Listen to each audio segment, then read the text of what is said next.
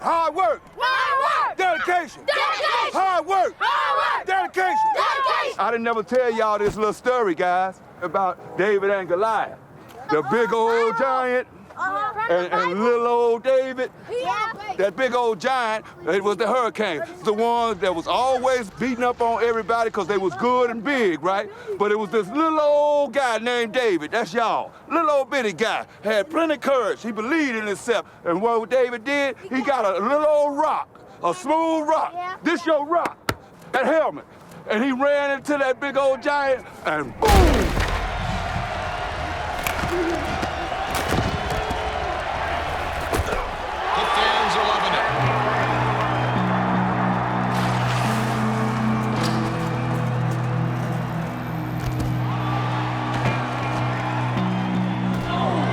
It's been known for a long time that banging your head over and over and over and over again can be a bad thing. Why are you bashing your head into a 300-pound lineman? Your brain is sponge cake floating in a bone bucket.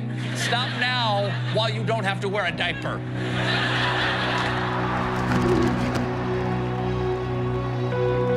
Members of the committee, this Friday night, over 1 million kids will take to the football field. 1 in 8 boys in America. I'm certain that radical measures are needed for football to continue safely. So with a list of crippled retired players, a shortened life expectancy, Chris, how real is this problem?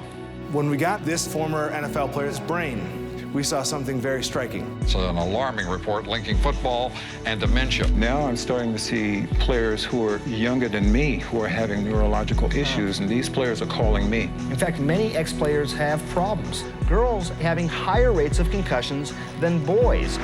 Pee-wee hockey today is not the pee-wee hockey we played when we were kids. The level of violence would give a reasonable person pause. You're talking to the athletes about donating their brain. 5 years of headaches and depression and short-term memory problems and couldn't go back to work. Are you advocating, Mr. Nowinski, that people not play football? This is a public health issue. Yes, there are some things happening at the professional level, but what if similar things are happening for kids? Personally, if I had a 6-year-old out there playing football, I would be freaked out, and I think rightly so. Because you're playing Russian roulette with their future.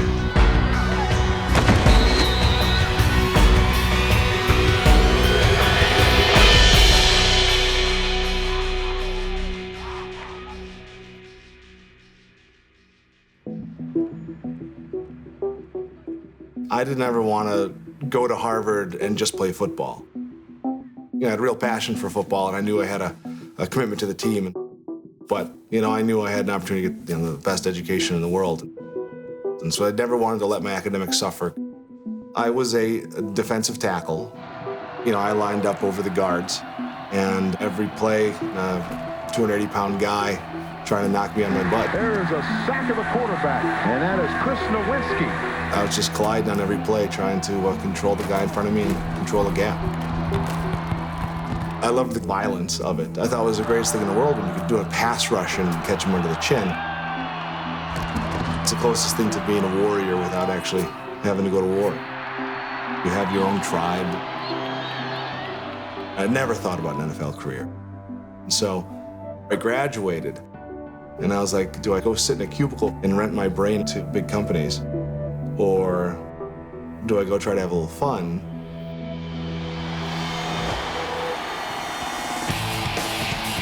WWE announced they were starting Tough Enough, the reality show. 13 kids live in a house, 2 of them win contracts, and 1 person's kicked off every week. So I decided to send in a tape. 6'5", 265, with 10% body fat. I trained at Killer Kowalski School, and actually had my first match the other night. Check it out. I wanted to make it WWE, and this was going to be the fast track. And I got selected. I am willing to do what it takes to be one of the elite wrestlers down the line. Hold still, please. Reality shows have to have good guys and bad guys. Got to make sure that we make everybody understand that he went to Harvard. See the little Harvard boxer shorts there? So the producer started asking the cast to refer to me as Chris Harvard. There we go. And as soon as that happened, I knew that I would never have a chance to be a sympathetic character with people. Harvard what? Harvard suck. And you are Yale's what? Yale's bitch. Number one. Let's go, louder. Yale's number one. Come on, let me The character is based on the silver spoon, rich, snobby kids, and it worked for me.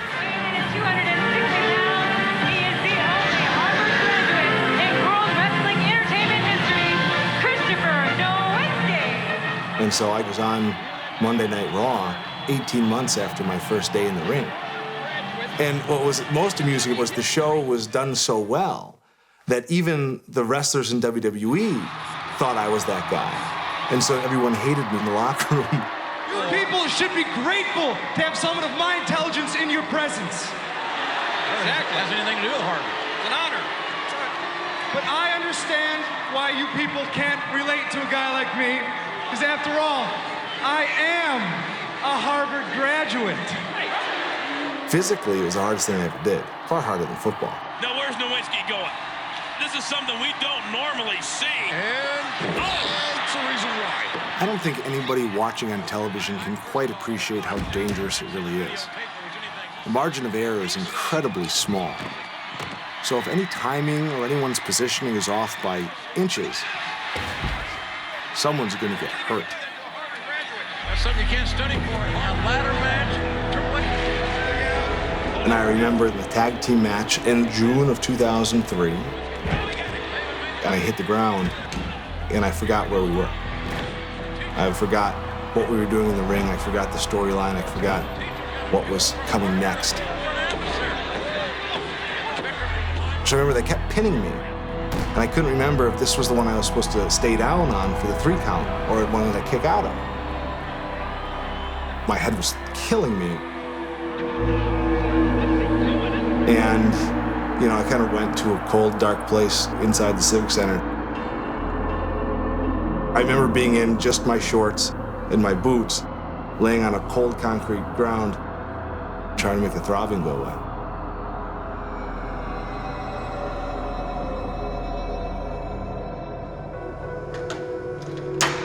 So then I went home, and then I was like, well, I gotta go to the gym every day because I gotta stay in shape. So I'd go to the gym, and I'd get nauseous after 10 minutes. In my mind, when I would only last 10 minutes and then get sick, I thought, that's not a sign I should not go to the gym. That's a sign that my goal tomorrow should be to last 15 minutes. And it was just, you know, knowing what I know now, that was really stupid. I kept thinking I'm gonna get better tomorrow. And after 12 months of constant headaches and sleepwalking and memory problems, I just never got better. And so that was the last time I ever got near a ring. A friend said there's a guy who's considered a concussion guru that's not too far from your place. Maybe you should go see him. Well, my history goes back a bit. In 1986, I wrote the first return to play guidelines for people after a concussion. I walked into Dr. Canty's office thinking I had never had a concussion in my life. He said, okay, well, how many times have you been hit in the head and you've seen stars or you got dizzy? Or the sky changes color, or not being able to remember the play, or being stunned. That's Chris Nowinski. This is a tough situation. Or you got double vision, or you were nauseous, or you get blacked out. And I was like, all the time? It's all the time. Why? And he goes, well, those are actually concussions as well. I just couldn't believe that I had been gladly exposing myself to repetitive concussions for 19 years and had never had this conversation before about what a concussion was. It's called concussion or mild traumatic brain injury, but there's nothing mild about it. It's only mild compared to severe brain injury where somebody's in a hospital bed with tubes and everything for days or months. The brain is elastic. It's like a jello mold, and it wiggles around. In a concussion, your brain changes shape very quickly. A really sensitive area of the brain is the white matter, where all these nerve fibers travel from one part of your brain to another, allowing your brain to communicate. In a concussion, these axons get quickly stretched. And that causes injury in a very unique way. If I kind of make a cylinder and I pull it apart, it just gets thinner and thinner. The same material, if I apply this very dynamic stretch, it's how fast I stretched it and it broke. And that rapid stretch doesn't break these nerve fibers, but it can damage parts of those nerve fibers. So they're like a garden hose, and inside are railroad tracks called microtubules that transport material back and forth throughout the axon. And if you break the railroad tracks, all transport stops. It's like the train car just fell off the tracks there, and everything can pile up. For example, these very sticky, glommy tau proteins. And over even more time, the rest break because of a chemical destruction of those microtubules. If you disconnect these axons, they're gone forever. You can function without quite a few axons at a certain point, but you're at a disadvantage.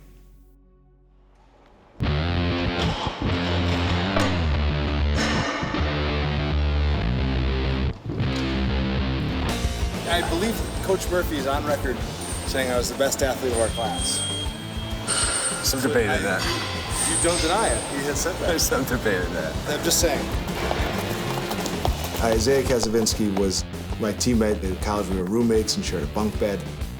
You know, basically my best friend. And he went on to play 8 years in the NFL. Closing in on me. And he was a guy who had a lot of concussions.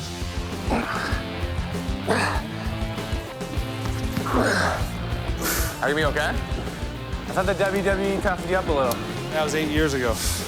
And when I started having these problems, I started talking to him about it. He was like, I don't want to hear about it. You know, I have to go down there and on special teams and blow up wedges every week. That's my job. I'm getting dinged all the time, and I can't be thinking about the long-term consequences. Good job. Thanks. Let's go. Yeah, so the first concussion was, I think it was my second or third game with the Rams, running down on a kickoff, just absolutely amped up. Just trying to be a kamikaze. It was the one hit in my entire life I've never seen coming. And I remember looking up at the scoreboard and seeing half of it just disappear. I remember getting up and trying to walk and realizing I was walking to the wrong sideline and feeling absolute embarrassment. I remember that one thing that scared me was then holding up a smelling salt and putting it right in my nose, took a huge whiff. Nothing. Put two of them under there, took two more huge whiffs, nothing. 20 minutes go by. Some of the vision's bad. It wasn't perfect. And I remember the doctors coming back to me and said, are you ready to go back in the game? And I said yes.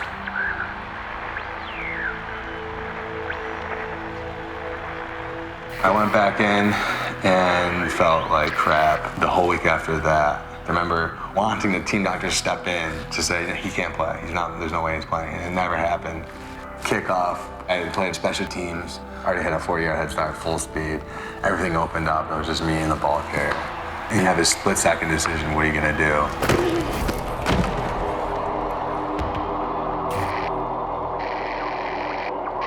I remember coming to the whole side of my body, my face, all the way down to my arms and my legs, like just absolutely numb. A linebacker in the NFL is like a soda can, you drink up and just chug.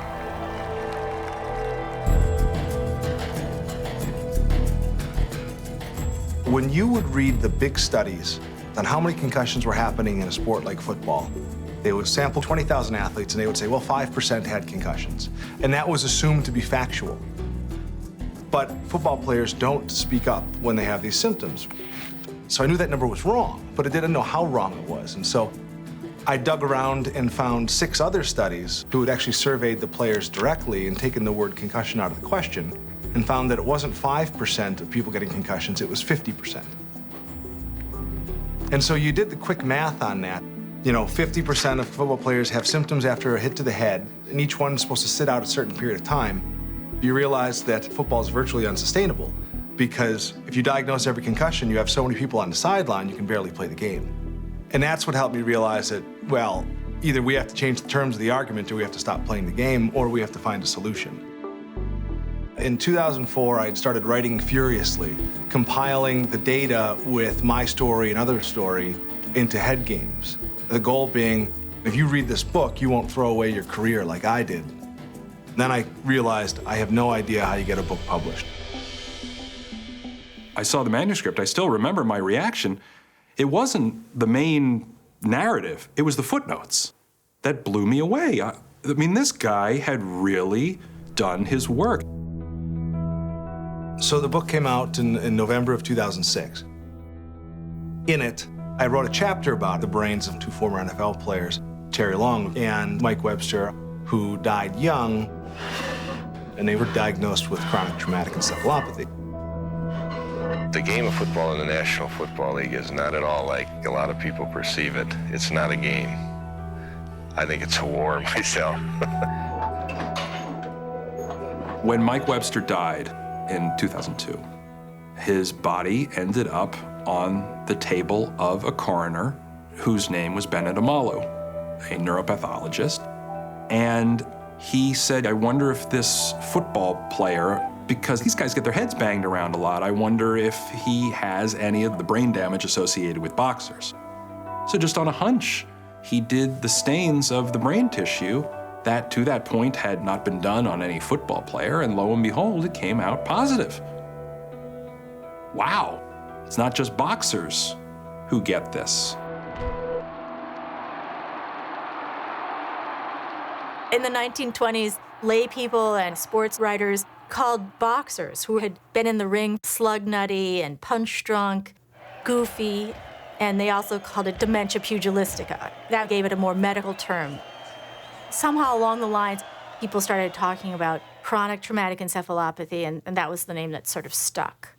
When you're looking at this disease, I think one of the most amazing things is how extraordinarily dense the pathology is. It's like pathology on steroids. In a normal brain, there would be absolutely no brown visible whatsoever. Everything would look this light cream color, but you can see that there's tremendous abnormalities throughout the gray matter. Some places it's extremely dense. And then look at it under the microscope, and I have it here. You can see tremendous loss of nerve cells. The remaining cells are scarred and filled with this abnormal tau protein, which disturbs the cell and causes it to malfunction, and eventually it dies. So we'll cut into the brain.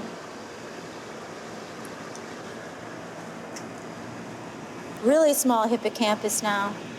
That's the memory component. He's got shrinkage of that part of the brain. This disease has these very difficult symptoms. It destroys sort of your personality in a way that observers think, are they just having a midlife crisis? Are they having sort of psychological or an adjustment reaction? But actually, it's structural brain disease. By this time, it's causing some ripples in the NFL, but nothing in the popular press, and nothing certainly in the popular consciousness. You look for a disease that people thought was a 1 in a million shot. And the first 2 football players tested to have it. You would think people would talk about it, but it wasn't news anywhere. Toward Christmas of 2006, the phone rings. It's Chris Nowinski saying, I have something that's gonna probably be pretty big, and I'm not sure what to do with it, and you're the only one who ever took me seriously. And it was the Andre Waters suicide. Andre Waters committed suicide November 20th, 2006. And he was a coach, and he was working, and it wasn't money problems, and it seemed kind of bizarre. Andre Waters was known as one of the hardest hitting defensive backs of his generation, playing in the mid to late 80s through the early 90s. And one of the things that Chris Nowinski did when he learned of the suicide was to say, gee, I wonder if he had a significant history of head trauma. You know when you made a perfect hit, when you hit a guy grunt, especially running back, and then he come running through the hole again, he sees you. I like to hit things. I can get all my frustration out on the field. And I was shocked to find that he was quoted in the newspaper saying he stopped counting his concussions at 15, and he would just grab smelling salts and keep playing. When Chris had the hunch that Andre Waters might have had CTE, he called up Bennett Amalo and said, if I can get some brain tissue for you to examine, would you do it? The way I originally crafted that story, I thought it was just going to be Chris having to convince the family to donate the brain. And the Times editors, to their credit, said, hey, wait a minute, there's news here. A former National Football League player kills himself with a gunshot wound, and a researcher links the damage in his brain to football. That's all that needed to be said, and I feel like, that was what elevated it to the front page. The Andre Waters story ran during the playoffs. I don't remember it mattering that much because there were games to be played.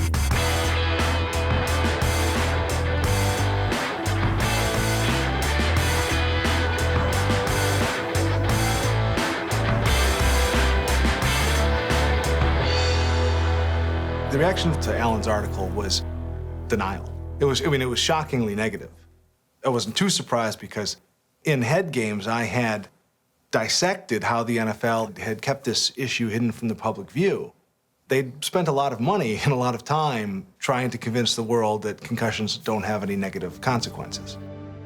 What football began to appreciate in the late 70s and 80s was how guys like Roger Staubach, Steve Young, Troy Aikman appeared to be having more and more problems with concussions. They were missing time. These very valuable commodities were not playing.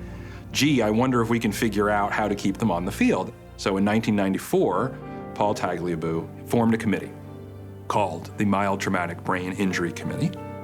And it allowed the league to say, look, we have this committee of doctors. They are independent, they claimed, although many of them were on the payroll of NFL teams. Nonetheless, it's being chaired by the medical director of the league. Nonetheless, they're independent. They began to assess what the effects of concussion were in NFL players. And so by the 5th, 6th, 7th of what became a 13-paper series, they began making statements about how everything was hunky-dory in the NFL, how these players were not suffering from any problems. Their data showed that there are no cognitive effects in these players. The problem was, if you looked very carefully at the language that they were using, they were making statements that you can't make. If the oldest guy that you study is 35, you can't possibly conclude that concussions don't have long-term consequences. If somebody actually did have concussion problems and had to retire, they would drop out of the study. And so they wouldn't be followed up on. They also had some mathematical errors that were pretty easy to, I like to think, a sports writer found them, okay? Well, I think there was more than bad science. I honestly think there was a point of view of trying to be protective of the National Football League. In most other sports, the chance of injury is incidental. In football, the chance of injury and long-term serious effects is fundamental. And no honest person can watch this sport and not acknowledge that. It's just like a boxer. If you box so many years and keep getting hit in the head, sooner or later, something is going to happen to the brain. Gene Atkins is a former NFL player who played the strong safety for the New Orleans Saints and Miami Dolphins. Gene was known as a big hitter, was diagnosed with at least a couple concussions, although he remembers many more. He talked about times where he would see double and grab a guy's jersey to find his way to the huddle and wait for it to clear up. He was tough. He didn't want to ever come out. When the Andre Waters story went public, the ex-wife of Gene Atkins sent me an email saying, Gene is everything that I read about Andre Waters, the memory problems, the impulse control issues. He was in a very dark place. The only difference is he's survived multiple suicide attempts. I've been there. I understand how I feel to want to take your life. And it's a scary feeling because every day I wake up is a challenge for me. I'm just a mess right now. When I saw an opportunity to intervene, I was able to raise some money to fly Gene up along with his current wife to see Dr. Cantu, who spent hours evaluating him. 978-432-13 Those digits, tell me what they are. Repeat them. 978432. 978. 432. 432. Gene, repeat the months of the year between January Let's find something else. and June. Pardon me? Let's just pick something else to do, because I can't do that. Try. January, May, April. Well, I would say Gene Atkins is certainly not alone. Can you do it sequentially, like January, February, March, April? There's a lot of people that are in the prime of their lives, but their brain has not stayed with them. June. What's before June? July. Here's another data point. Linemen sustain 60% of their impacts in practice, 54% tight ends, 52 receivers, 31% quarterbacks. Impact accelerations of the head also varied by... In response to the huge activity on this issue in 2007, the Sports Legacy Institute was founded. Dr. Cantu and I realized that there needed to be work on education and policy driven off of the research to keep these athletes safer. I mean, so then maybe that's part of the idea too, is just maybe put the stake in the ground, get people talking about it, and then see what comes of it. Yeah. And then, you know, I want to put together a committee of coaches for a couple-day session. When Sports Legacy Institute and Boston University School of Medicine partnered, we created the Center for the Study of Traumatic Encephalopathy. And now Dr. Stern heads the clinical research, Dr. McKee heads the pathological research and basic sciences, Dr. Cantu is our concussion expert, and then my role is to facilitate the research. I'm sorry, who's this? This is Chris Nowinski from Boston University School of Medicine. And when an athlete passes away, I read about his passing today, and I'm really sorry to be calling. I know I'm the last person in the world you want to hear from. It's my job to call the family to see if the brain's available. What we'd like to do during this call is to go over the results of Dr. McKee's examination of your husband's brain.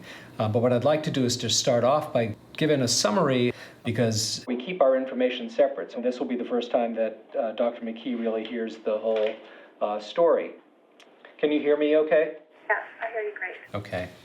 You and your husband were high school sweethearts, so you've really grown up with After Dr. McKee has completed her examination of the brain, we'll all get together on the phone with the family members. He was a boxer starting at age 9 and was a champ. He was in around 98 bouts, and in the ring, only one knockout.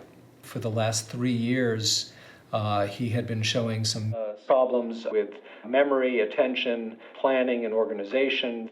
In the last few months, he couldn't even hold a thought. His behavior became quite out of control. For example, the week before he died, he was responding to your 14-year-old son's wish for getting some help getting ready for a trip, and he then wound up trying to suffocate your son to teach him a lesson. He was seen psychiatrically, and then he decided to take his life in front of you by the gunshot wound with the kids right next door. This is a guy who was a great father and husband, and then became a different person. Then it goes to me and I say what I saw in the brain. It's incredibly hard because you feel so much for some of these families. Well, as you know, we received the tissue from the Office of the Chief Medical Examiner, and we did find in most of the pieces of cerebral cortex dense accumulations of that protein tau that we do see build up in the brains of individuals that have chronic traumatic encephalopathy. And I would say it was very substantial for an individual who died at the age of 40. Is there anything that we could have done had we known? No, we're so early in the study of this disease that we just don't have answers, what kind of treatment can be done. Hopefully it gives you some amount of comfort knowing that your husband was really struggling with a structural disease and that he wasn't, just in the throes of some psychiatric disorder. It does bring me great comfort, but it also brings me this guilt because I was so angry with him. It hurts me to think he was in so much pain. Yeah. I am so thankful. It gives Chris self-respect back. It's a real gift. Anything we can do for you, we're here for you. Thank you very much. All right, take care. Thank you. Bye-bye. Bye.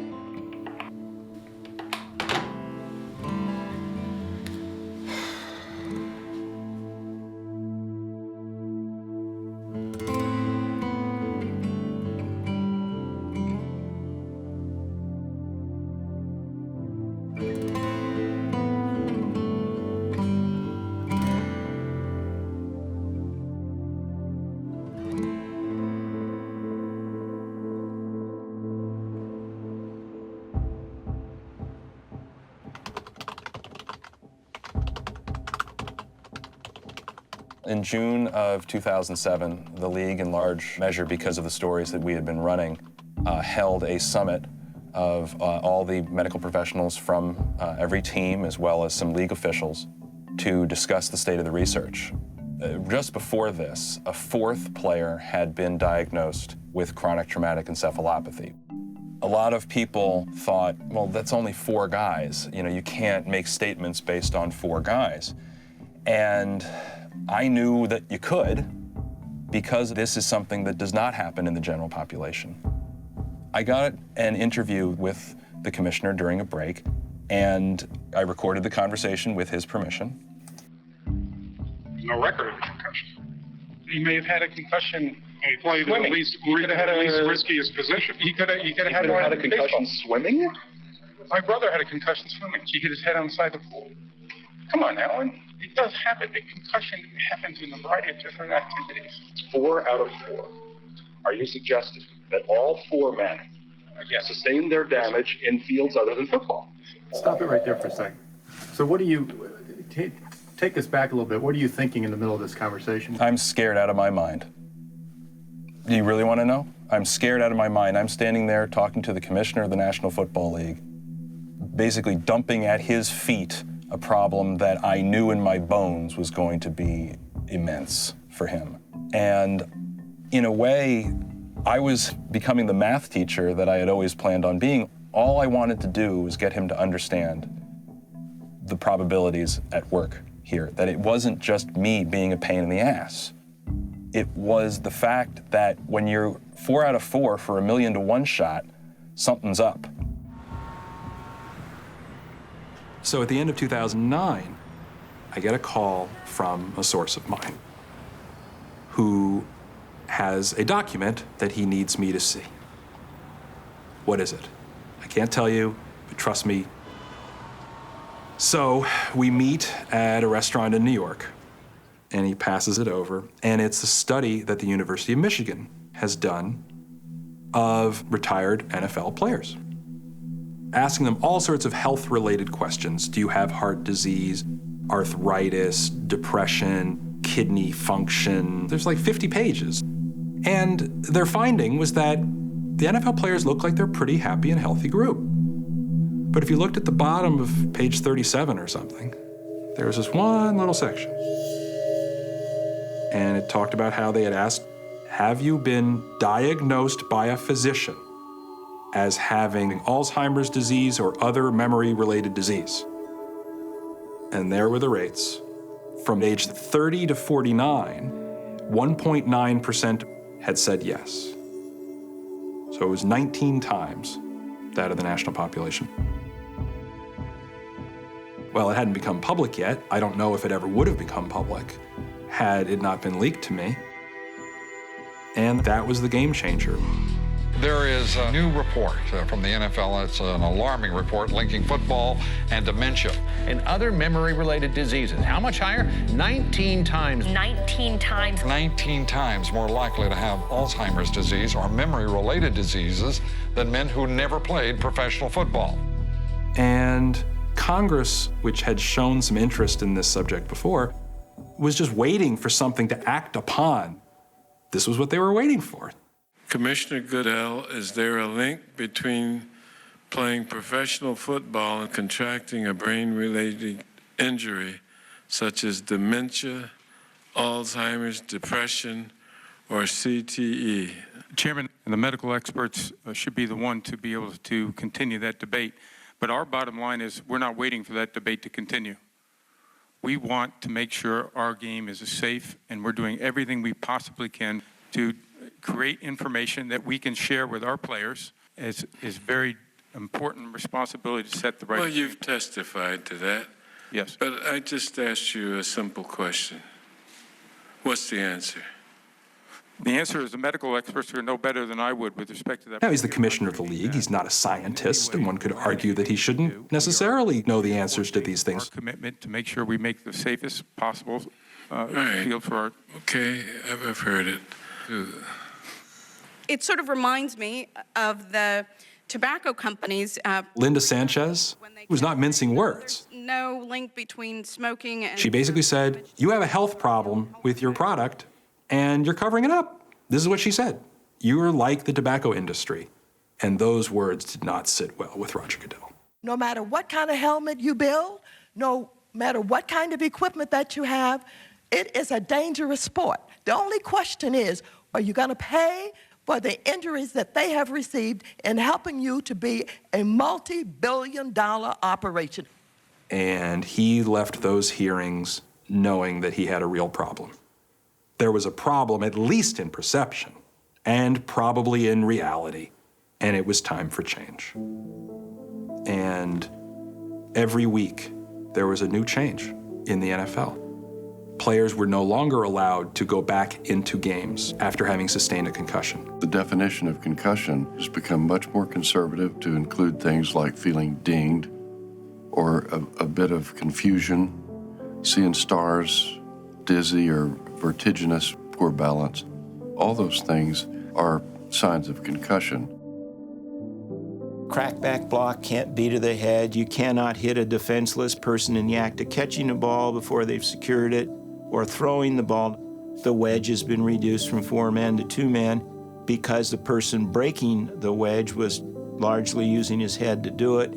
Maybe we can get away with losing these things because the rest of the game is still good enough that people won't really miss it that much. I don't know anybody who doesn't watch football anymore because there's no head slaps. Oh man, I love those head slaps. There's no head slaps anymore. That ain't football. Why don't we just put a skirt on them? And then you had the resignations of the 2 guys who were the heads of the committee who had been saying for so long, there's nothing to see, folks. Move along, nothing to see here. Commissioner Goodell has spearheaded rules changes. They completely cleaned house with the previous mild traumatic brain injury committee. They have put in place a brand new head, neck, and spine committee that has university neurosurgery chairs as co-directors. It even put probably their biggest critic as a senior advisor to the group. That would be you? That would be me, yes. Then I got a call from a reporter on a Sunday morning. I pick up the phone at my house on a Sunday, and it's some CBS reporter who's asking, how do you feel about the $1 million the NFL is going to give Boston University? And I said, I don't know what you're talking about. The offer was made through the media. It would be hard to say that it wasn't partially designed as a PR stunt. I'm still concerned that their concern is mostly defensive, to defend themselves against this rather than to protect the players. The medical school recommended under no circumstances we accept any money from the NFL unless it was an unrestricted gift. They weren't telling us what to study or how to study it. They just said, here's $1 million, do with it what you will to advance research on CTE.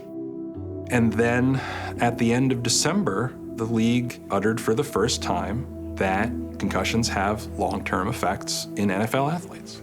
There's adequate information now on a number of autopsies that Ann McKee has done.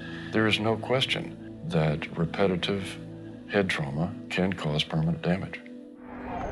Safety first, safety first. Clear. Yeah. Prior to last year, I had very little knowledge of concussions. What, y'all gonna quit on me? You know, there was some statistics that says that 85% of the concussions go undiagnosed because people look at them as just bumps or bruises to the head. Come on, guys. I need for y'all to spread, knuckle down. It's all or never, baby. Look. And one of our children get hurt out on the field, a concussion. Under no circumstances is he going back out to play.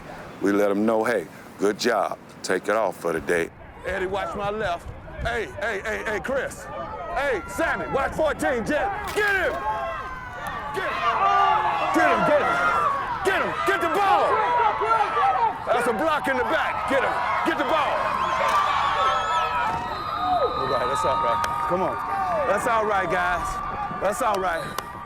Don't y'all give up on me. You hear me? Make the story about David and Goliath come true. David came back. We need to play better than we're playing, guys.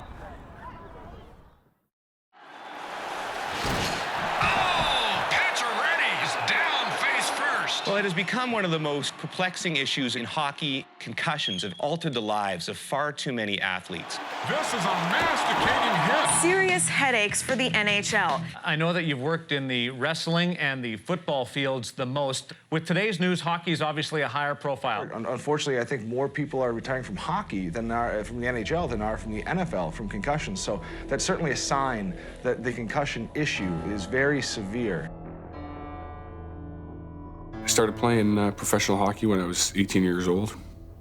Physical, hard skating, power forward, create havoc in the corners, create havoc in front of the net, and try and score a dirty goal. In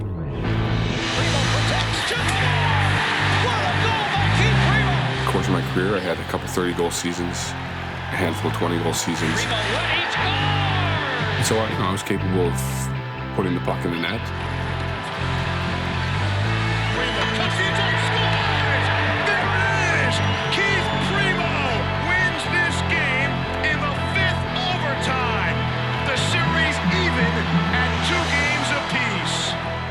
For me, the beginning of my demise was my second documented concussion in the playoffs in May of 2000, where I was out at center ice. Primo got leveled, and he did not see that coming. He caught every part of me, and I was down.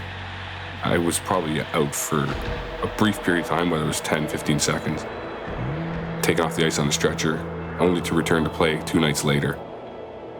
I was of the same mindset to everybody else, that I didn't take the injury seriously. I thought it was a phantom injury, that there were players that weren't necessarily suffering through post-concussion so much as they were looking for a break.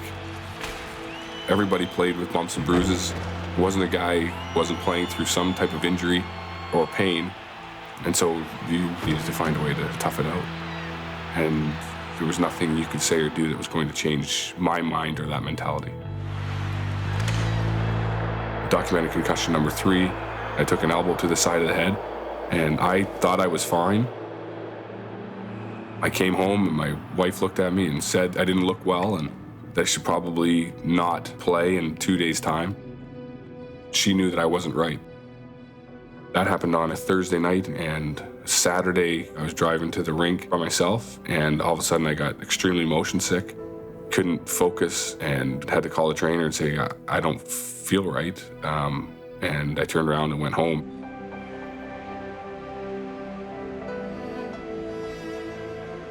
It was 6 full weeks of concussion symptoms that I hadn't experienced before.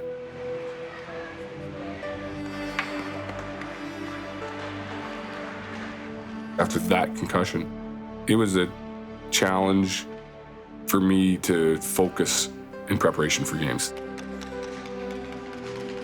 I knew how fast the game moved, and now I felt as though I was making a conscious effort to move at that speed. Probably the one player that I've worked with the longest about concussion was Keith Primo. Motion just was a big problem, and he was very slow to recover, and was very frustrated because he wanted to play but realized he couldn't.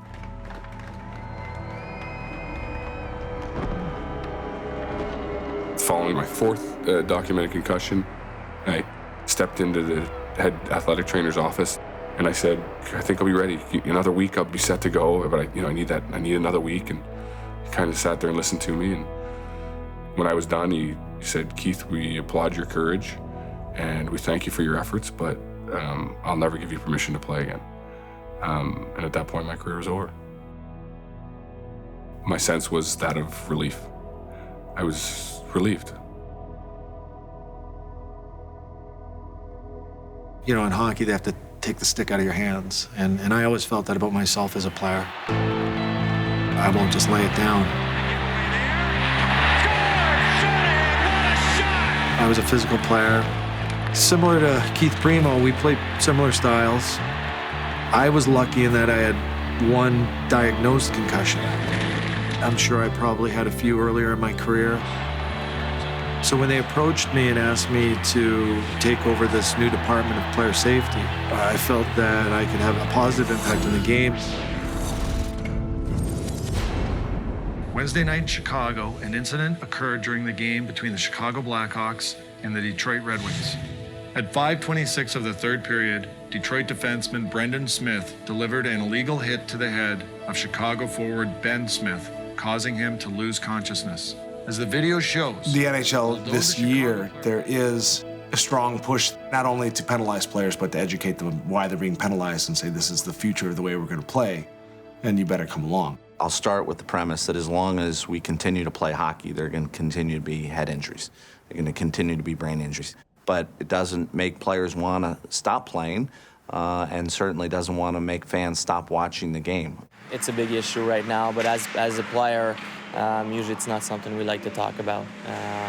I guess we're superstitious about injuries and stuff like that.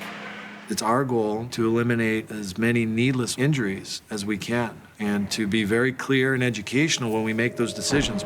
That's why we do the videos. I have suspended him for the remainder of the preseason, plus 5 regular season games. Here at the NHL, I'm the new enforcer. NHL enforcer Derek Bugard. He died earlier this year from a drug overdose. Former NHL heavyweight champion Bob Probert, who died recently at the age of 45, he suffered from this. It showed the 28-year-old suffered from a brain disease, and the damage was more extensive than expected. The results have some calling for changes to the game. There are leaps to conclusions. For example, if you say that just because this individual was an enforcer and we found tau proteins building up in his brain in an unusual way, which is CTE, that being an enforcer leads to having CTE. And that may have led to depression and suicide. And again, that's connecting the dots in a way that isn't supported by the science right now. There's always going to be gaps in science, and we cannot take virtually any disease from A to B to C to Z, but we can certainly look at the body of evidence over the last 80 years. You know, if you see that everybody who's ever developed this disease took extraordinary brain trauma, you come to the conclusion that trauma is causing this. We're out of other options. And there's enough evidence to start changing what we do. Well, as the league has said, that fighting does contribute to causing concussions. So do you guys make any recommendations, or you just report? No, our role is not to make recommendations, but rather to report the facts. The league is coming up on its 100th anniversary. Fighting has always been part of the game. You can't just snap your fingers and say, make it go away. There's no question that extracurricular activity is a bit of an enhancement for a segment of the crowd. But I'd love to see it out, because I don't think it's part of hockey. Whoa! Keith Primo jumped McCannon from behind, and Brett Warner didn't like it. I wasn't a fighter. I fought plenty. I averaged, over the course of my career, a half dozen fights a year. There was always a purpose for my fighting. I was sticking up for teammates, sticking up for myself, trying to change the tempo of the game. Sometimes I go on YouTube and watch his fights. Like, is it nice having a dad that was that tough? Yeah. Protective. You probably saw a few fights. But yeah, they don't put the goals on YouTube. They're YouTubing the altercations. Next year the game will get more physical and faster because we're getting older. I'll be 15 next year. I mean, even now, today, our team's like, being that team, like 5-0, they think they have nothing else to do, so they start getting physical. When we went in front of the net, they started pushing and shoving. Part of the game. If I have to get in a fight, I'm gotta build his character, I guess. Have you been in fights? Not like drop the gloves, but yeah, I've been in a fight. Mm-hmm. And what was that like? Wasn't that hard. I thought it was pretty fun.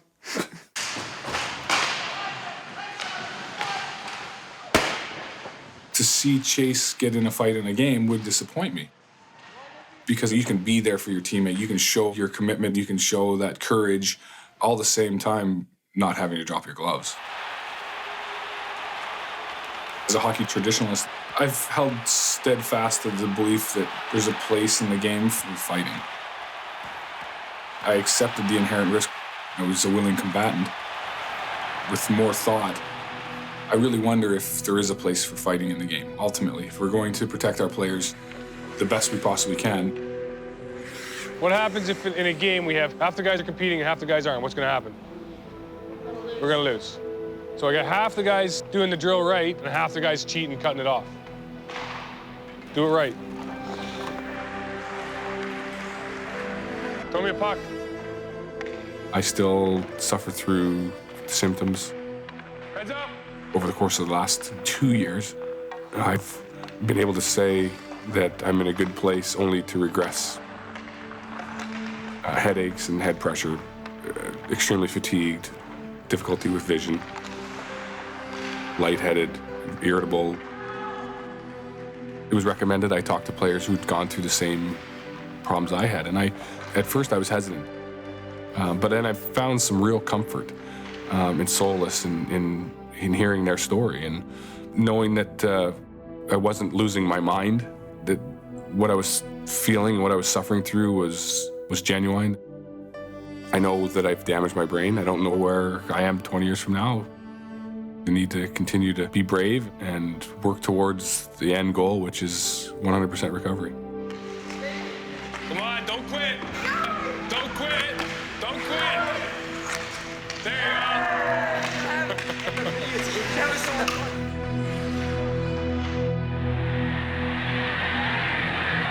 USA will bend it across. I was 17. Youngest player ever to win an Olympic gold medal and a world championship. I was fortunate enough to play in 3 Olympics, winning 2 gold medals and a silver. Drives it across. Chastain. Parlo doubleheader. Goal, Parlo! I'm almost 6 feet tall. You can't be this tall and not compete in the air. I scored 50% of my goals with my head. You hear a lot about football and head injuries, but a new study shows that soccer may come with some risks too. And Girls soccer players reported concussions more often than boys soccer players. Same as basketball. And they also seem to recover more slowly than boys. So this was not just a boys' football injury. We told you how rough it is. Watch the tugging, the pushing, the grabbing, the kicking, all the fouls. That was a tough. From head to toe, it's contact sport. Rough stuff. In 2001, I was playing for the Women's United Soccer Association. My poor parents were watching the game on TV at home in Memphis, and they see me. I go up for a header, and actually one of my own teammates hits me in the temple. Hooper. And 2 players are down. Is that Parlo and Hooper? I think they hit heads. I don't remember getting hit. I remember watching the ball come to my head, and I was trying to time it correctly. And then the next thing, everyone's standing over me, seeing if I'm okay. Ball's in the air, they're both trying to head it, no question about it. They absolutely clocked each other. Now both players have got to be shook up with the question. And so I actually continued to play until halftime. She's woozy though, you can see it. She's able to smile, but I'll tell you. I didn't see what the big deal was. A couple of days after, the headache was gone. I didn't have too many symptoms, and I wanted to get back at it. Knowing what I know now, I am so thankful that they sat me out and wouldn't let me play. After my first concussion where I was knocked out, every time I would do heading in practice or a really hard header in the game, I would see stars. So some people consider that concussion, I'm not really sure. But if you count all those, we're talking triple digits. Wait, so you feel like you had over 100 concussions where you saw stars of some sort? Oh yeah, at least. I've seen a lot of stars. I remember when I told my parents that I was retiring in 2004 because of my post-concussion syndrome. They were actually angry and disappointed a little bit in me and that I wanted to retire. I think they felt like I was just quitting. I would rather them think that than to really know the truth and what's behind it. They know about my headaches. They know, obviously, about all the medications that I've been on to prevent them. But I don't think they really know how much it interrupts with my daily life. I always keep my GPS on. I'll be driving around roads I know by heart and forget where I am. I had a stutter for a little bit. I'm gonna worry my family now telling you all this. My parents don't need to know all this, right? When you're young, parents try to protect the kids. Ouch. And at some point, it's role reversal. Soccer's been in her life and in our life since she was about 6 months old. I want to play Division I college soccer.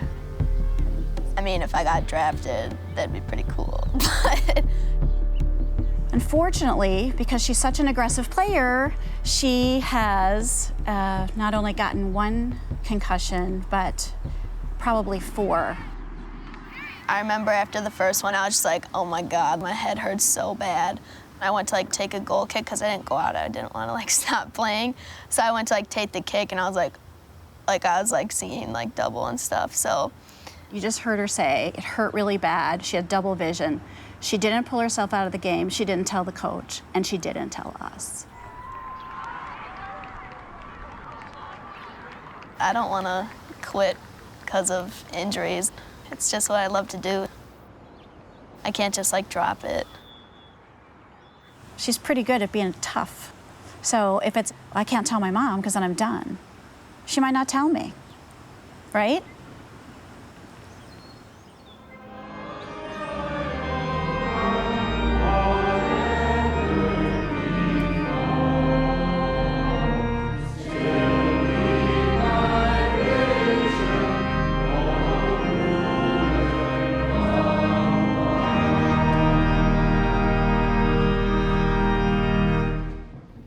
There is a concept of divine providence. Some of us deal with disease, illness, hardship, or heartache. We grieve the loss of those whom we have loved. When he was born, he came out just screaming. And so much so that he had 2 veins here that were just out. Red hair, and the doctor said, he's a Viking. And that's Owen, a Viking full of passion. Officials at the University of Pennsylvania say a football player from Lehigh County was found dead in his off-campus apartment. Junior Owen Thomas, who graduated from Parkland High School, was found yesterday. There was nothing leading up to his suicide as far as I can see. He was an incredible student at an incredible university, one of the best in the world, and he was constantly surrounded by friends. He played defense, and he was an aggressive player, and he was voted captain of our team. And Owen was a person on our team that everyone looked up to, and it hit everyone in our community hard, and still does today. When I hear about these things, my job is to find a way to get their brain. For me, it was a special case. This was an Ivy League defensive lineman, and I was an Ivy League defensive lineman. It was like losing one of your own. So I talked to him quite extensively on the phone, and I said, you're not going to find anything because he never had any documented concussion. Well, that's fine. I said, I hope we don't find it. Frankly, I'd love to not find it in more brains because it seems like almost every brain we get, we find it.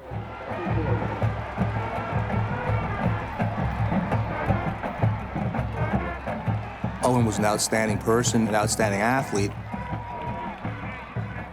Owen graduated the year before we went to our second state championship.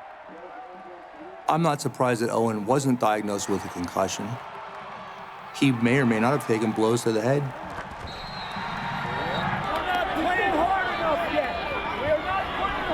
The reality is that anybody that's played football has had concussions, whether they've recognized it or not. Both of us definitely got our bell rung. You get up and like everything's like a different color at first, and then it takes you like a couple minutes to kind of get back in focus. But I don't know if that's a concussion. I've never had a concussion where I was pulled out of football.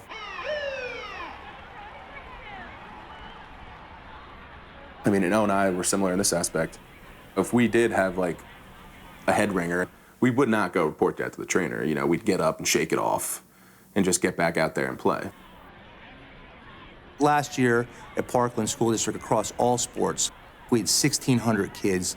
We had 14 recorded incidents of concussion. 1,600 kids, 14 diagnosed concussions during the entire school year. Well, that's obviously a very underdiagnosed condition. If you only have 1 out of every 100 kids getting diagnosed with a concussion, you're missing them, and your kids are at terrible risk. We do this right, and we start educating the athletes, it's going to skyrocket.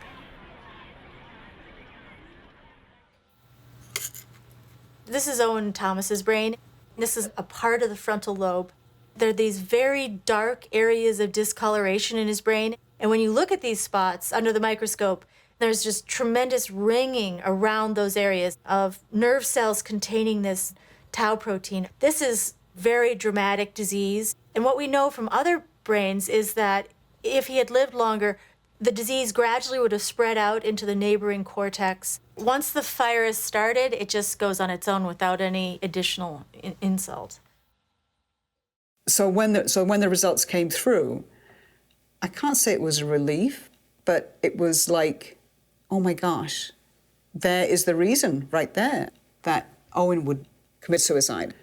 The fact that they found it in the frontal lobe of his brain that controls impulse control, I think it was a very significant factor.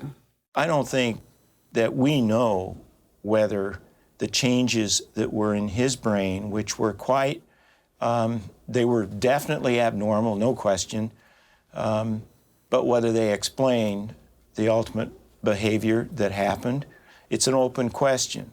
The Owen Thomas finding was not significant as it related to the cause of death. He could have died in a car accident, and the significance of the finding would have been exactly the same. Okay? It was important to recognize, holy cow, CTE can actually begin before somebody reaches the National Football League. And that's the more important point here, is that 21-year-olds shouldn't have this from playing a game. Hey, Mom, it's Owen. Just wanted to wish you a happy birthday and tell you that I love you. So I'm going to try back later.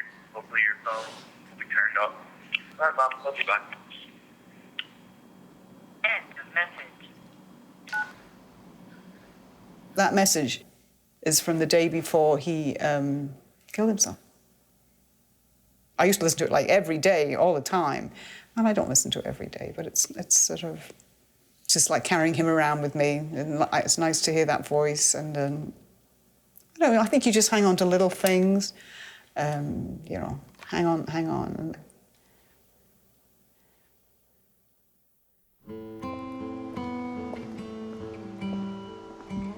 My father played at Millersville in the 30s.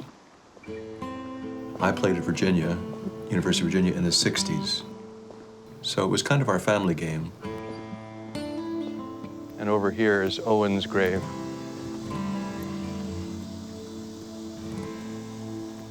I don't come often, although I work just a step away. I don't come often because it's still very difficult.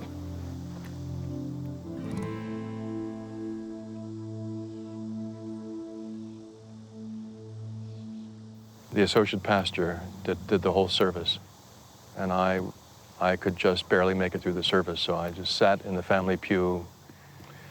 It was a beautiful service.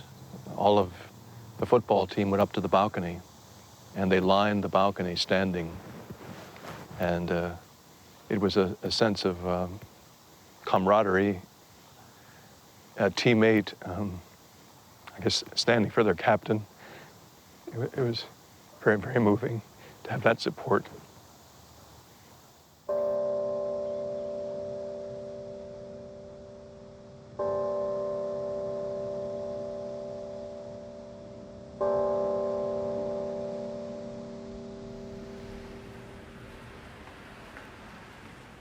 All right, so first thing is I'm gonna have you take everything metal that you have on your body, your belt, anything you have on your watch, anything like that. Now, have you had an MRI before? Oh, many. Okay, excellent. So you know the drill. I'm one of our guinea pigs for all of our pilot studies. And so I'll get an MRI, a DTI. Excellent. You know, me along with some NFL guys and some boxers and whatever, we'll try to figure out what CT looks like in a living person. All right, going in. You can only diagnose these types of diseases after someone dies by looking at the brain tissue. But the goal is to be able to diagnose the disease while someone's alive, because only then can we do things like figure out the true risk factors, create treatment protocols, conduct clinical trials of new drugs. Unfortunately, because CTE is so horrific, and right now there's no cure for it, the media hype about all of this is here and the concern is here. Tragically, the science about it is way down lower on a trajectory. There's a huge gap. Traumatic brain injuries and concussions are a far more serious issue than any of us realize. I was invited to speak at a high school to parents and coaches to raise concussion awareness. It was probably the first time in 3 or 4 years that I had somebody actually confront me in public. You sure scared a lot of people tonight, okay? It wasn't a parent, it was the head athletic trainer. Came in here and you talked about all these people their brains are decaying, and didn't show is there's a heck of a lot of people that played football that don't have problems, okay? That don't have this post-concussion syndrome. You didn't talk about the hundreds of thousands, a million people. No, that's right. I didn't talk about all the people who smoke and don't get lung cancer. I mean, I with all due respect, that's a terrible, terrible argument when it comes down to people's health and their brain and the risks that we should be exposing kids to. But then it went further, and he said, oh, you talk about all these symptoms. My 10-year-old daughter plays soccer, and she comes off the field and complains of dizziness and headaches after heading the ball. But that's not a concussion. That's just part of playing the game. If your child has concussion symptoms from heading a soccer ball, that's a concussion. I cannot believe you asked me that question. Are you serious? Have you ever had a soccer? I mean, I wouldn't push too far. I'm worried about your job right now. It wasn't just the head athletic trainer that had this problem. I was informed that the football coach had scheduled a mandatory weightlifting session to make sure his players couldn't go to the symposium. And what are you saying? I don't know. I'm gonna go back to Boston. You could hear a pin drop in that room. What happened that night happens privately all over the country, all the time. A lot of people don't want to believe this is as serious as it is. Even people whose jobs it is to safeguard children's health. They don't want to believe it either. A group of parents followed me out. Some of them asked, my child plays football here, he had a concussion last year, would you let him go back? Hopefully, if you only played through high school, your risk is less, but it's there. There are people who have said that because 14 out of 15 NFL players who have been tested for CTE have had CTE, my God, that must mean that almost every retired football player has CTE or will get it. Well, no, that's not how it works. It's a very selective sample. As part of a brain bank, we store half of the brain at -80 in each freezer, and we have 7 freezers. We've gotten now over 70 brains in the brain bank, and the overwhelming majority have had chronic traumatic encephalopathy. We need 30 brains of people that played the same sport that didn't have the symptoms. Their brain would be very valuable to study. And until we do, we don't really have any good idea of the incidence or prevalence of this CTE. What we do know is that 14 of the first 15 NFL players that we studied had CTE. In some people, it wasn't so far progressed that they had memory problems or impulse control, but had they lived longer, they almost certainly would have. That's overstating the data. And it's leading to a conclusion for which we don't have scientific support right now. To say that because this athlete exhibited CTE, that determines that he's going to have dementia and have depression and commit suicide, it's just not there. You have to walk a very fine line here, because people need to appreciate the fact that CTE could make you go crazy and could make you do terrible things. And the NFL called us when families are looking for us to help facilitate. But then again, when you're talking about this with people who might have it, You have to be clear to them that people with CTE can also live normal lives and be fine. They just might be different. But one of the reasons I'm here is to ask you to give me your brain someday. Alzheimer's strikes you at the end of your life. When you're 78 is the average onset of Alzheimer's, and CTE is 43. So it's pretty destructive. We had two-a-days, both morning and afternoon, beating the living crap out of each other. There's many times in practice I came looking through the air hole of my helmet trying to make the team every year, you know? But we were at this thing that we went to a couple weeks ago. Somebody asked... Satchers, yeah. Yeah. Yeah, somebody, what the heck was I gonna just tell you? I'm gonna have to come back. Stage 3 right there. That's 4. Stage 5. What are you talking about? What the hell was I just talking about? I did forget. I played for a lot of really dumb coaches. Yeah. There's a lot more dumb coaches out there than there are really smart, innovative coaches. When I was a senior in high school, they didn't give us water until, you know, you were a wuss if you asked for water. And then 2 kids died in Texas. And then we got water every 5 minutes. Right, if 5 kids this year died in a week from head injuries, football would change immediately. But you could create 500,000 cases of CT this year, and everyone's okay with it. All I need for y'all to do is dig down inside right now and give me all you had saved up. You hear me? We got 16 minutes. It ain't over.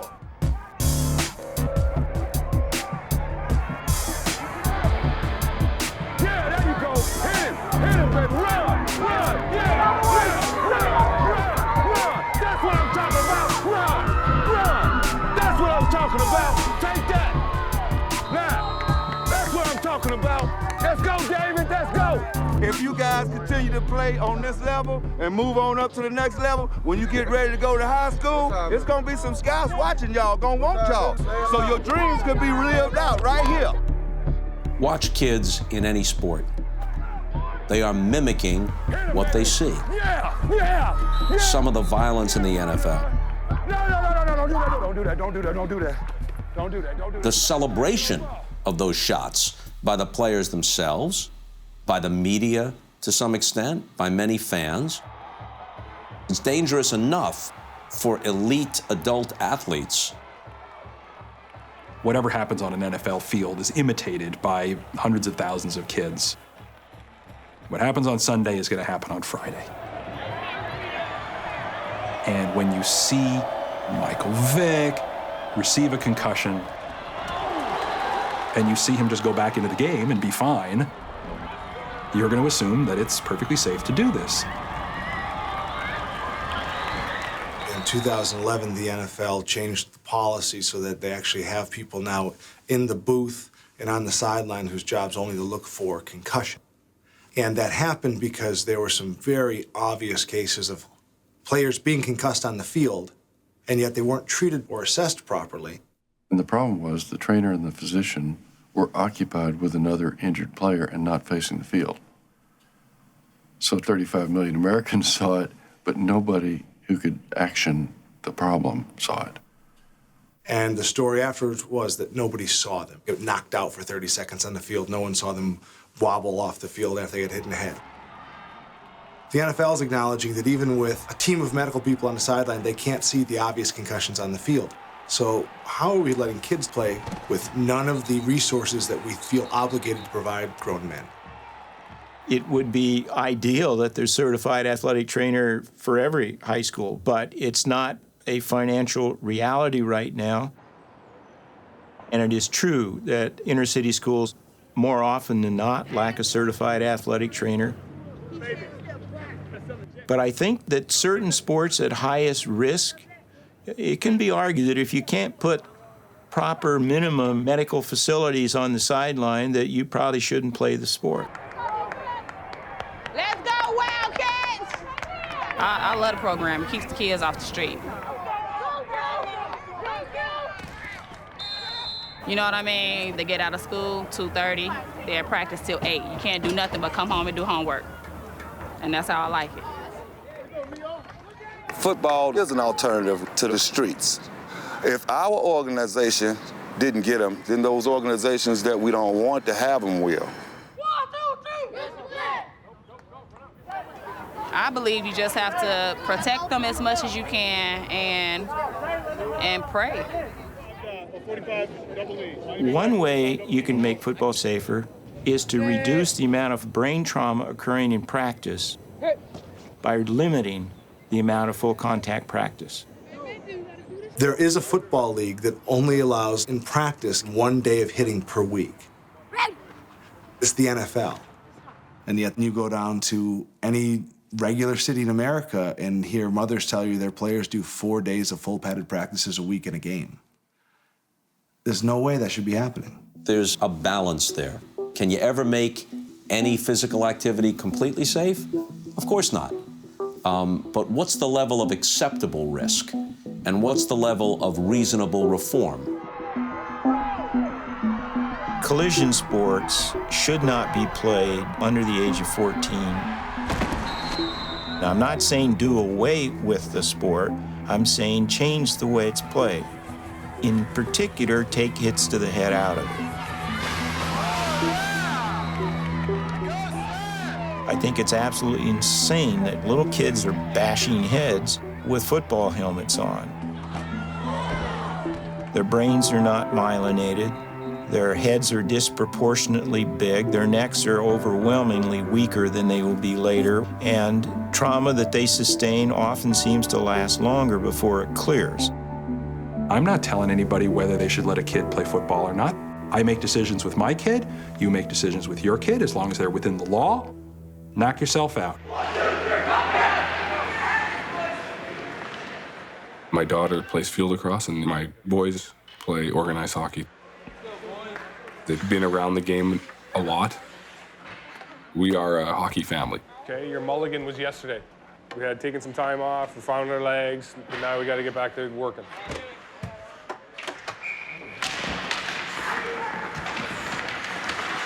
Three weeks ago, I was skating over there to hit this kid, and he stuck his leg out, and I tripped over his leg and went head first in the boards.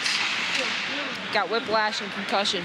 You know, this is the second time that he's had a concussion, so we're really taking it slow, and you know, it's been a long process. Of probably 30 days into it now. He wants to get back. He's feeling better, but you know, patience is probably a good thing when you're dealing with concussions, whether they're your players in the National Hockey League or it's your own son. I've been playing hockey since I've been 2. When I was 5, I started to play in the league. I like the contact. Just seeing a guy go on the ice, like fall on the ice, I just love it. I don't know why. I do it to my brother. I went back down to get the puck, and I got hit from behind, and I don't remember anything. People said I was on the ice for like 4 or 5 minutes. I don't even remember 20 seconds of it. I don't remember any of it. I was one of the guys out there getting you up. I don't remember that. Chase! Do you think it's good to know more about concussions, or would you just rather not know? Not know too much about them, because if I get one, it kind of scares me. Like, what happens if I have this? But since I don't know, I like it better that way. So when your dad talks to you about concussions, you'd prefer he doesn't really tell you too much, or? Yeah. Does he know that? No.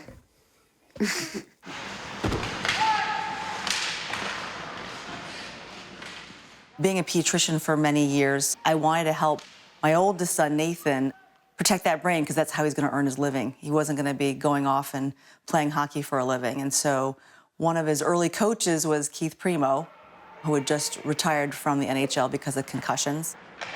Go. Having Keith as one of Nathan's early coaches really made a big impact on our whole family. He changed our lives, but also changed my career. Now I want you to look at my pen. Does that pen look fairly clear? It's not double or blurry? It's like doubling. It is double and blurry. Close your eyes. There is research that does show that children respond differently to concussions. They're not just little adults. All right, that makes you feel wobbly? Yeah. Let's see. Still having issues with headaches, still having issues with trouble falling asleep, not being able to concentrate. It wasn't a big hit at all. I'd been hit much harder before. It was just like 3 consecutive face mask to face mask headbutts. And that was my first round of the playoffs for the hockey season. I played the rest of the game. I didn't think anything of it. It wasn't one of these hits where I said, oh my God, is he hurt? I didn't even know he was hurt. I didn't even know he was hit. Then I went to bed and I woke up with a really bad headache. And I took 2 weeks off. It got better after 2 weeks. I got right back into the lacrosse season, which was starting a month later. About halfway through the season, I got another concussion. Lean forward a little bit to center your weight, and then close your eyes. If somebody has not fully recovered from a concussion and then is subjected to a second concussion, more probably than not, it's going to take a much longer time to get over the symptoms than if they'd suffered those 2 concussions, say, a year apart. He became symptomatic when schoolwork got piled on. Put your tongue out straight. And so it was actually that additional cognitive load of schoolwork that brought back post-concussion symptoms. The aspect of all of this for down the road is whether you go back to contact collision sports. And this is based partly on the fact that your injury did not seem to be a monumental hit, and yet the symptoms have lasted an appreciable period of time. It was really frustrating because I have my hockey season coming up and it looks really bad for me because I don't think I'll be able to participate. I'm the captain of the team, so I still have to be there for everyone. Teammates, I would say, were very supportive. It was the parents who didn't understand because I couldn't come to the game sometimes because I needed to recover, so they'd say, oh, this kid doesn't care about the team. He doesn't care about how they're doing. He's just going home because he's tired of lacrosse season, but that wasn't the case at all. I didn't. No, actually. I didn't hear the criticism by parents. I don't like to gossip, so. No, he doesn't. I didn't expect getting emotional. Listening to the whole thing. If I could go back in time and change one thing, I would have taken 2 weeks off of school, not stressed myself at all, just taking the time off, because in the end, it was the schoolwork that set me back.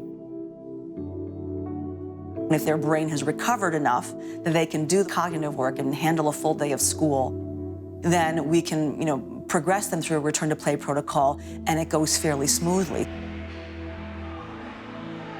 The focus of the country right now, and the focus of a lot of the legislation, has been return to play. And that's the story that's really a lot of places being sold as the solution.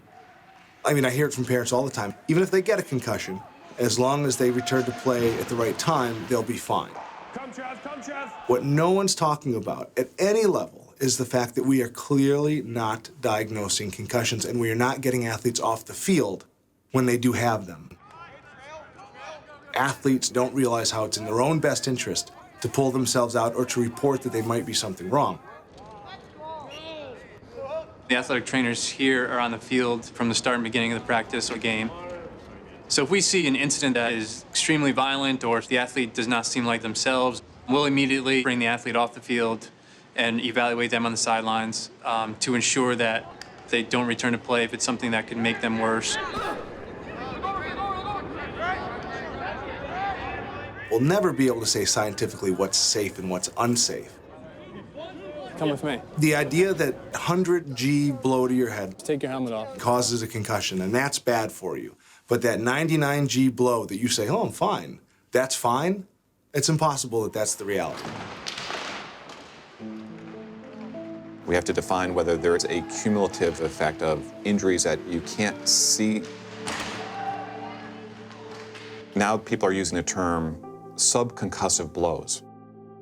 Subconcussive blows would refer to head hits that don't become apparent to the athlete in any clinical symptomatology. That is, they may have crashed helmets and felt fine.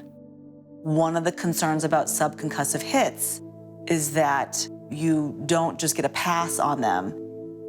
They're not free. We need to understand whether or not the number of these hits put that individual at increased risk for CTE. What if the real damage is done by the dozens, if not hundreds, of seemingly innocuous collisions that a lineman, for example, might endure throughout the course of a game? There's so little understanding, I think, so far on what the long-term implications of that are. And if you think about a young player starting out at 5 or 10 years old, the total number of times his brain has been in a collision is quite a lot. What if suddenly parents don't want their kids to put a football helmet on and run it onto a football field anymore? Where does the sport go? We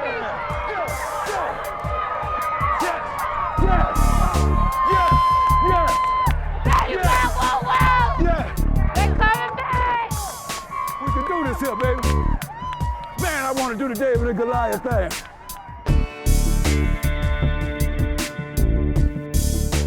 When my kids get hit in the head, I immediately sub them out.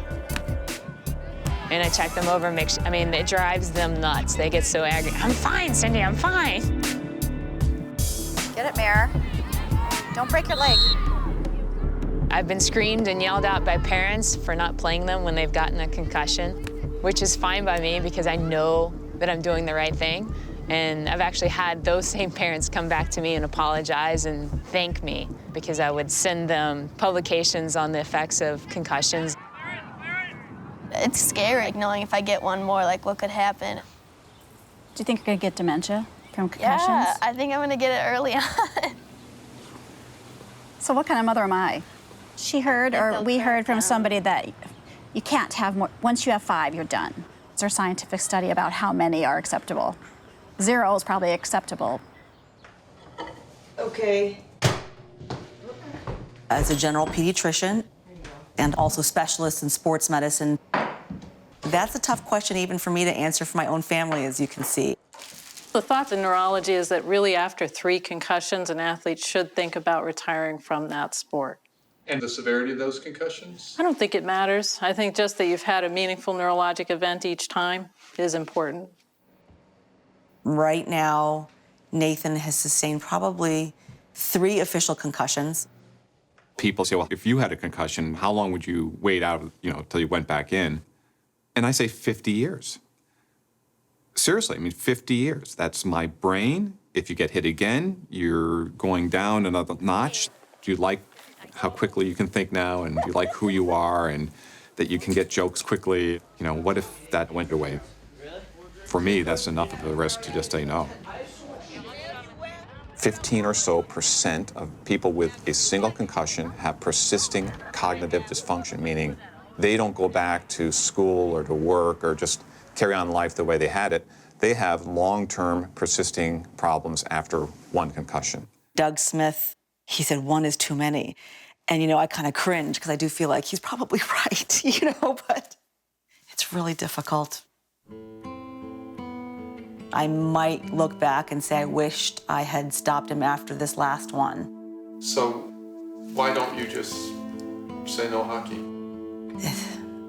Because he loves to play hockey. We love that he loves playing hockey. And we love watching him play hockey. We've been talking a little bit about what if you couldn't play soccer? And we don't have an answer to that because she loves it.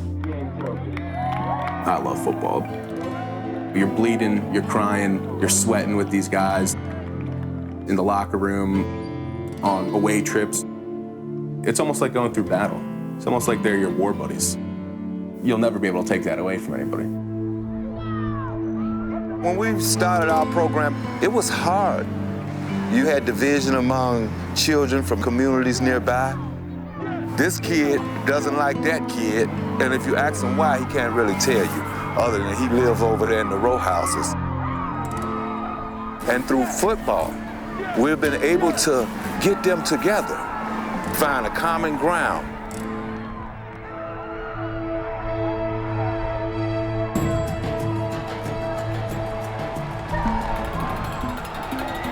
When you grow up with football, you love the change of the season, the sense of excitement when you hear the crowd. I admit it, I'm a huge football fan, and it's like, I can't help it, it's just part of me. There's no question that we romanticize these sports. When I grew up, I had this emotional connection to football. The values that people hold dear can be achieved other ways. I did play basketball, I did play baseball, I did do theater. I learned lessons in all of those things. I would love for Isaiah Jr. to play football. Football has absolutely given me so much in my life. I just wanted to be under the right circumstances. Right now, I'm having a hard time putting my son on the field with a good conscience. My son's 4 years old and I have a daughter who's 2.5. Do you want your son to play football? Come on. Don't wait on him. Run the same thing. Go to the left. Go. To the left, Eddie. Rolling, two-legged. Come run. Let's go, y'all. Now or never, baby. David, let's make history. Now or never. Over here. Everything. Take him out. Take him straight out. Go. Yeah, go, baby. Go.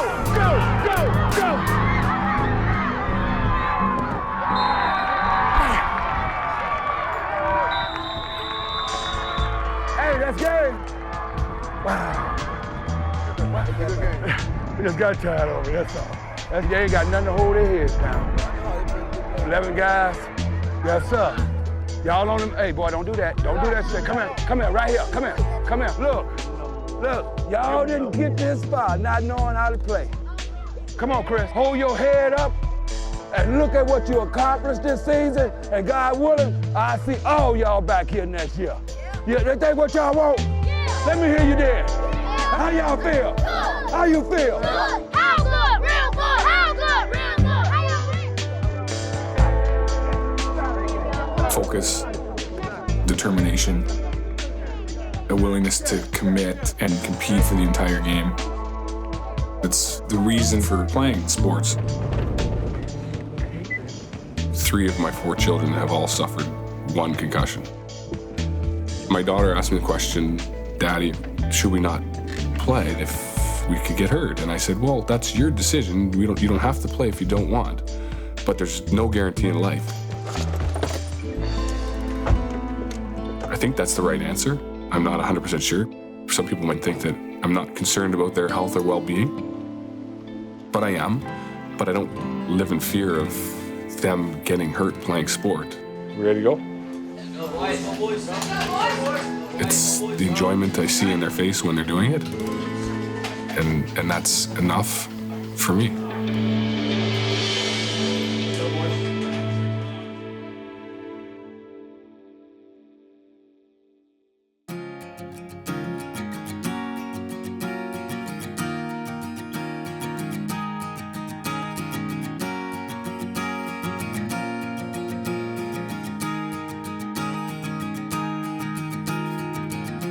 Slow pose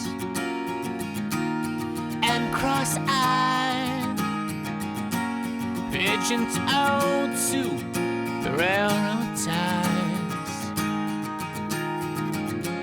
humpbacks and sugar shacks, shotgun wed to the poison of our past. A little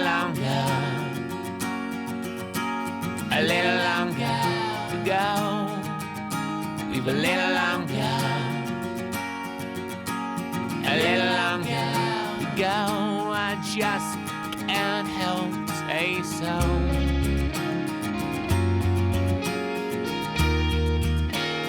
Can't you see me?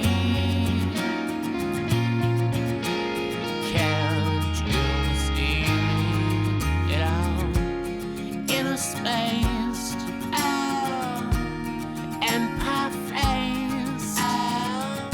You catch the moon out, just stand here and run in place. Shell shots and half-cocked. The universe is full of black holes and anniversary nights. A little longer to go. We've a little